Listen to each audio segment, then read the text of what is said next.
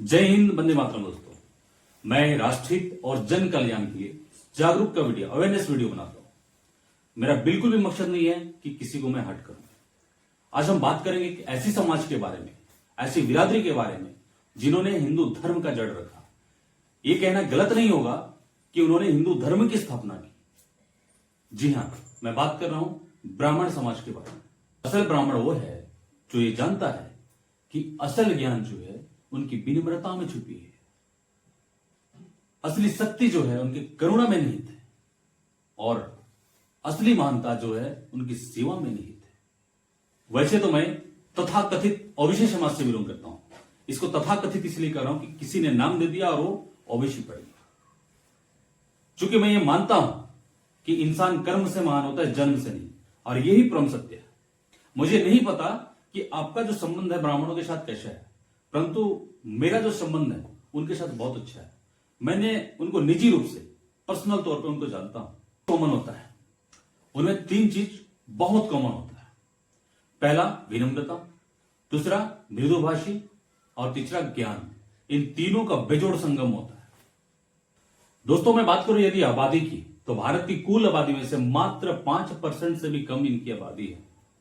परंतु मैं वैदिक काल से लेकर अभी तक की बात, मॉडर्न डे की बात करूं, इतिहास का कोई ऐसा पन्ना नहीं होगा जिसमें ब्राह्मणों का योगदान उनकी आबादी से अधिक ना होगा। चाहे धर्म हो, साहित्य दर्शन हो, विज्ञान हो, कला हो, खेल जैसी अलग अलग क्षेत्र में उनका योगदान कई गुना ज्यादा है। कुछ फैक्ट तो ऐसे ही हैं जिससे मैं खुद जानकर आश्चर्यचकित हो गया। आज तक सिर्फ 9 भारतीयों को नोबेल पुरस्कार मिला है, जिसमें से 6 ब्राह्मण हैं। अब तक कुल 48 व्यक्तियों को भारत रत्न से नवाजा गया है, जिसमें से 23 ब्राह्मण हैं। भारत में अब तक 15 प्राइम मिनिस्टर हुए हैं, जिसमें से 6 ब्राह्मण थे, और उनमें से अटल बिहारी वाजपेयी थे जो मेरा फेवरेट थे, जो मानवता का सही पुजारी थे। वो गाना तो सुने ही होंगे, जब जीरो दिया भारत ने।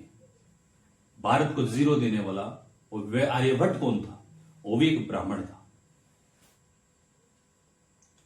और आर्यभट्ट का लेजेंसी को आगे बढ़ाने वाला सबसे महान गणितज्ञ श्रीनिवास महानुज कौन थे? एक ब्राह्मण थे। प्रतिज्ञा लेने वाली और अखंड भारत की नींव रखने वाली चाणक्य कौन थे? चाणक्य भी एक ब्राह्मण थे। और बताए गए चाणक्य नीति और अर्थशास्त्र का आज भी कोई जवाब नहीं। जब मुगलों ने यह ठानी हमारे ग्रंथों को जलाने, मंदिरों को तोड़ने, तब ब्राह्मणों ने विद्या और धर्म की लोह को बुझने नहीं दिया।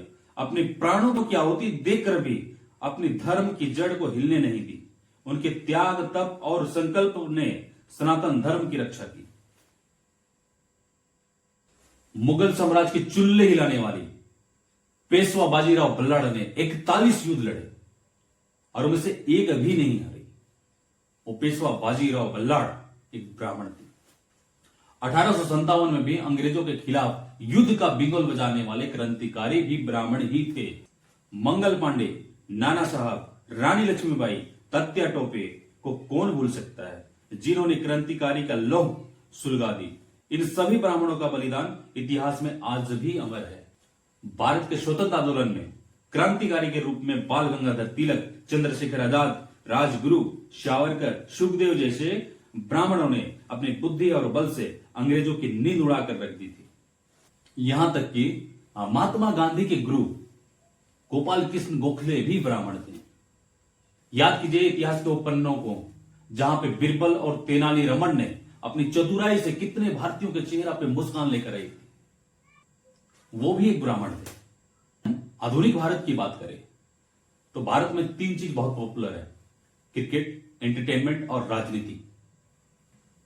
क्रिकेट की बात करें तो गॉड ऑफ क्रिकेट कहे जाने वाले सचिन तेंदुलकर, सौरव गांगुली, राहुल द्रविड़, लक्ष्मण, महान स्पिनर अनिल कुंबले, रविचंद्र अश्विन, रोहित शर्मा, अभिषेक शर्मा, हार्दिक पांड्या, कुलान पांड्या, ऋषभ पंत, ये सभी ब्राह्मण हैं।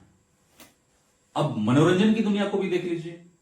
महान गायिका लता मंगेशकर, किशोर कुमार ब्राह्मण थे।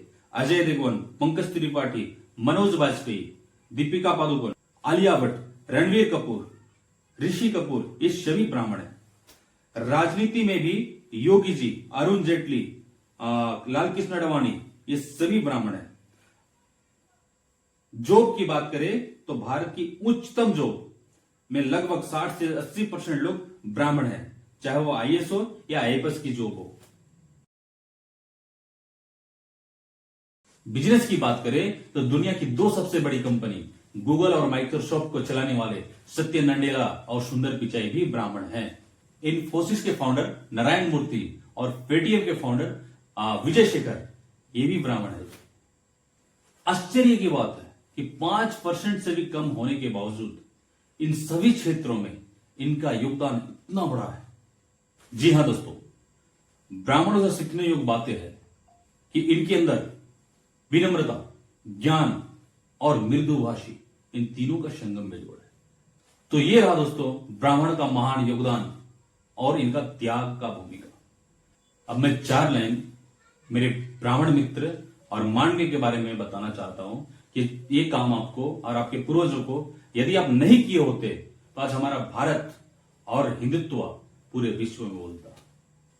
पहला, हमें साइंस से दूर रखा गया और धर्म के नाम पे पाखंड और चमत्कार पे ज्यादा भरोसा दिलाया गया। हमें यह सिखाया गया कि देवता जो है मंत्र के अधीन होते हैं और मंत्र जो है ब्राह्मण के अधीन होता है। ब्राह्मण मंत्र से वर्षा करा सकते हैं, मंत्र से सारे चमत्कार करा सकते हैं। और आश्चर्य की बात तो यह है कि आज भी कुछ ज्ञानी और विद्वान लोग इससे मानते हैं। साइंस से हमें दूर रखने का नतीजा ये हुआ भारत देश को ये भोगना पड़ा कि जितने भी बाहरी आक्रमणकारी थे वो नए हथियार लेकर के भारत में बार बार आक्रमण किए और हमें गुलाम बनाया गया। हम बहुत वर्ष तक गुलाम रहे। इसका कारण यही है कि हमें साइंस से दूर रखा गया और चमत्कार और पाखंड में विलुप्त रखा गया। दूसरा, हमें यह बताया गया कि हमारे जो सनातन धर्म है, हिंदू धर्म है, वो लाखों वर्ष पुराना है। यह दवा तब खोखली लगती है। ईसाई धर्म जिनका आबादी 2.4 अरब है और लगभग 157 देश है इनका और दुनिया का सबसे बड़ा धर्म बन गया। इस्लाम धर्म या मजहब जो भी आप कहते हैं वो मात्र 1400 वर्ष पुराना है और उनकी आबादी जो है 1.9 अरब है और लगभग 57 कंट्री बना चुके हैं और दुनिया का दूसरा सबसे बड़ा धर्म बन चुका है। तर्क करने योग्य बात है, विचार जरूर कीजिएगा।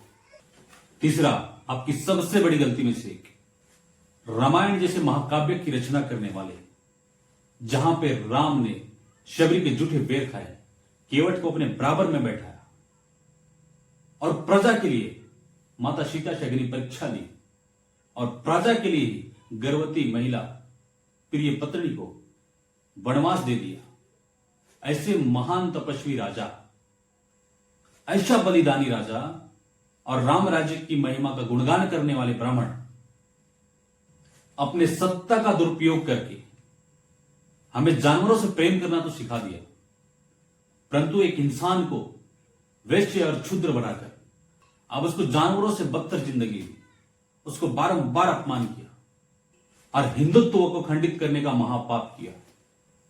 क्षुद्र का छांव मात्र पड़ने से आप दूषित हो जाते थे। नंबर 4, यदि हम आधुनिक भारत की बात करें तो आप सभी फील्ड में शीर्ष पर रहे, सर्वोच्च पे रहे, चाहे वो खेल हो, राजनीतिक हो या तो किसी भी प्रकार का उच्चतम जॉब, सभी जगह पर आप शीर्ष पे रहे। परंतु आश्चर्य की बात यह है कि भारत का 70% जर्नलिस्ट ब्राह्मण है, परंतु पत्रकारिता में 180 देश में से 191वें स्थान पर हैं, जबकि 2023 में 180 देशों में से 161वें स्थान पर थी। परंतु भ्रष्टाचार धारणा सूचांक के अनुसार भारत 180 देशों में से 96वें स्थान पर आती है। लगभग 60% उच्च अधिकारी जो भारत के लॉ एंड ऑर्डर को संभालते हैं वो ब्राह्मण हैं। तो थोड़ी सी मानवता को सर्वोपरि रखकर कर्म कीजिए। हमारा मकसद आपको नीचे दिखाना या क्रिटिसाइज करना बिल्कुल भी नहीं है। ना ही हम ये दावा करते हैं कि सभी ब्राह्मण भ्रष्टाचारी हैं, परंतु बस कुछ चंद लोग हैं जिसकी वजह से हमारा भारत और हिंदुत्व पे लांछन लग रही है। ये सबसे चिंता का विषय है। और अंत में आपसे हाथ जोड़कर विनम्र निवेदन है कि आप झूठी शान और काल्पनिक दुनिया से बाहर निकल करके विज्ञान और मानवता का दामन थामिए। विज्ञान और मानवता का दामन थामकर टूटता बिखरता संपूर्ण हिंदू को एकजुट करने में मदद कीजिए। आप में बुद्धि, करुणा और शक्ति का बेजोड़ संगम है। आप यदि मन से चाह लिए तो सारे हिंदू एक हो सकते हैं, और सारे हिंदू एक हो गए तो अखंड भारत क्या, कम से कम 20 हिंदू राष्ट्र बन जाएगा। और नहीं समझे तो लगभग दलित तो हाथ से निकल ही गए हैं। यदि ओबीसी जो हिंदू का बैकबोन है, जिसका आबादी लगभग 70% है, इनको अवेयरनेस आ गई तो शायद आपका अस्तित्व ही खत्म हो जाएगा।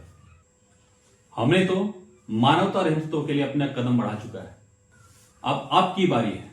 आप अपनी बुद्धि, करुणा और शक्ति को सदुपयोग कर मानवता को सर्वोपरि रख करके हिंदुत्व को एकजुट करने में हमारी मदद करें। जय हिंद।